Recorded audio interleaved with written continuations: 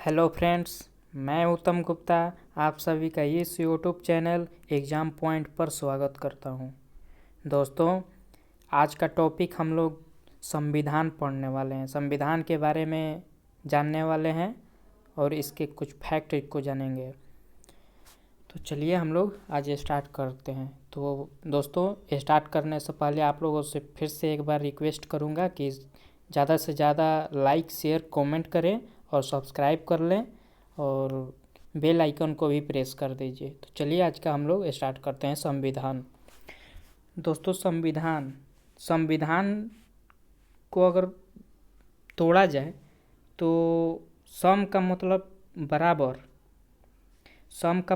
बराबर और विधान का मतलब कानून, यानी कि जहाँ कानून सबके लिए बराबर हो उसे संविधान कहते हैं। पहला परिभाषा हुआ। अब दूसरा परिभाषा हम लोग देखते हैं कि संविधान किसी भी देश के शासन तंत्र यानी कि शासन को सुचारू एवं सुव्यवस्थित ढंग से चलाने के लिए कुछ नियम एवं कानूनों की आवश्यकता होती है। इसी लिखित एवं अलिखित नियम एवं कानूनों के संग्रह को संविधान कहते हैं। तो दोस्तों, आप लोग समझ गए होंगे जो मैंने सरल भाषा में लिखा है कि कोई भी देश है उसके शासन को चलाने के लिए कुछ नियम और कानून होता है और इसी नियम और कानून को लिखित एवं अलिखित नियम को के संग्रह को संविधान कहते हैं। दोस्तों, अब नेक्स्ट है कि संविधान के पिता किसे कहा जाता है। तो हेनरी वेन है और एक तरह से क्वेश्चन पूछेगा कि कहाँ के थे, तो इंग्लैंड के थे। हेनरी वेन याद रखिएगा। संविधान की जननी ब्रिटेन के संविधान को कहा जाता है। तो ऐसे क्वेश्चन पूछता है कि संविधान की जननी किसे कहा जाता है, ब्रिटेन के संविधान को कहा जाता है। नेक्स्ट है दोस्तों कि अमेरिकी संविधान विश्व का पहला लिखित संविधान है।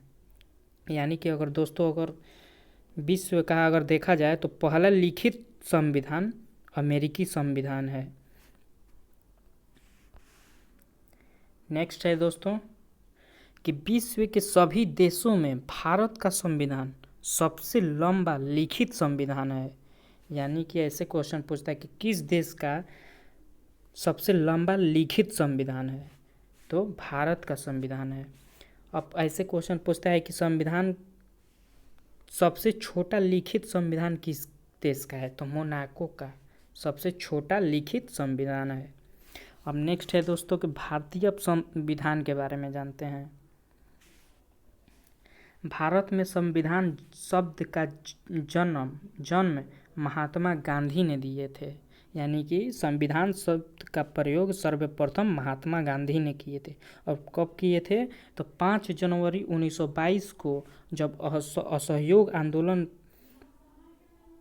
चल रहा था, तो उसी समय महात्मा गांधी जी ने कहे थे कि भारत का संविधान भारतीय द्वारा ही बनाया जाएगा। यानी कि महात्मा गांधी ने कहे थे कि भारत का संविधान भारतीयों के द्वारा ही बनाया जाएगा।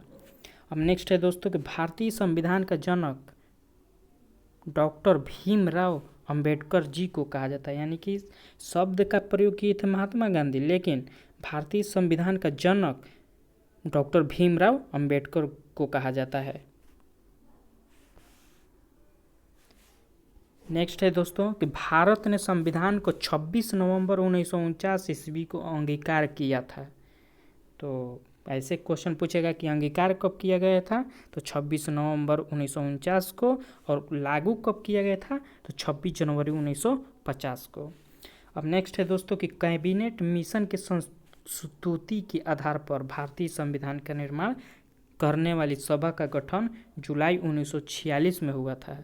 यानी कि दोस्तों, इस तरह से क्वेश्चन पूछता है कि किस मिशन के तहत भारतीय संविधान का निर्माण हुआ था, तो कैबिनेट मिशन के तहत, और इस सभा का गठन 1946 में हुआ था। अब नेक्स्ट देखते हैं कि दोस्तों कि कैबिनेट मिशन के सदस्य कौन कौन थे। तो सर स्टैफोर्ड क्रिप्स थे, लॉर्ड पेंथिक लॉरेंस थे और AB अलेक्जेंडर थे। तो ऐसे क्वेश्चन पूछता है कि ऑप्शन दे देगा और ये तीनों में से कोई एक दे देगा और पूछेगा ना कि कैबिनेट मिशन के सदस्य इनमें से कौन है। तो आप लोगों को ये तीनों याद रखना पड़ेगा।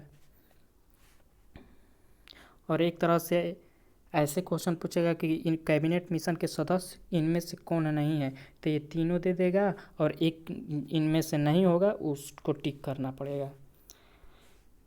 नेक्स्ट चलते हैं दोस्तों।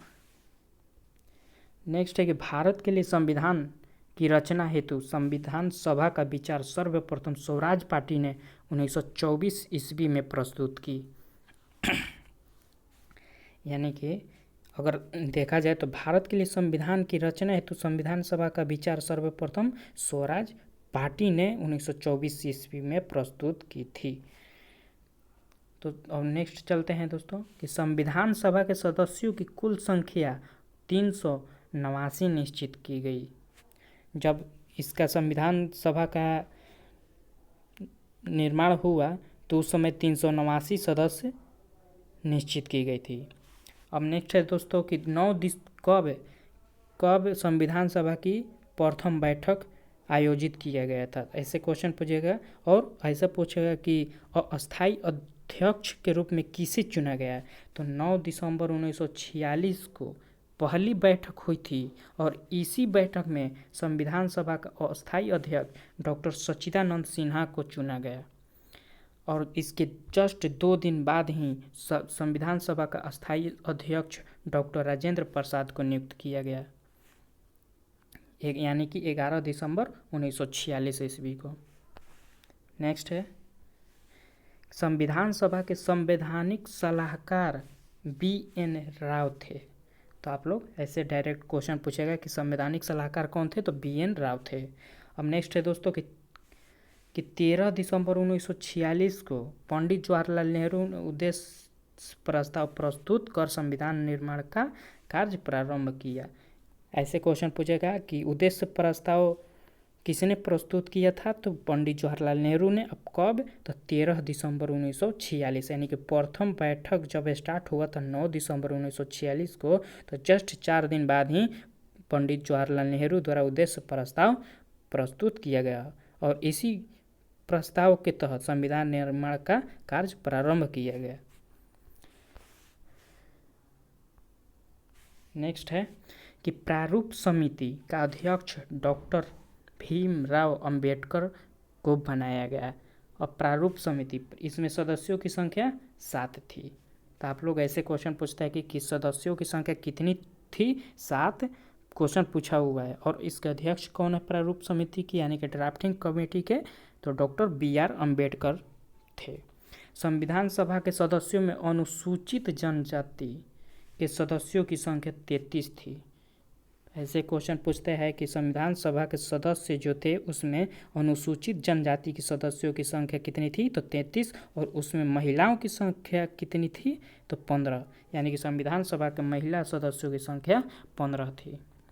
इनमें से कुछ प्रमुख हैं जो कि मैंने यहाँ पर लिख दिया है: सरोजिनी नायडू, राजकुमारी अमृता कौर, सुचेता कृपलानी, विजया लक्ष्मी पंडित। नेक्स्ट है दोस्तों कि 3 जून 1947 ईस्वी को माउंटबेटन योजना के अनुसार देश का बंटवारा हो जाने पर भारतीय संविधान सभा की कुल सदस्य संख्या 324 निर्धारित की गई, यानी कि नियत की गई।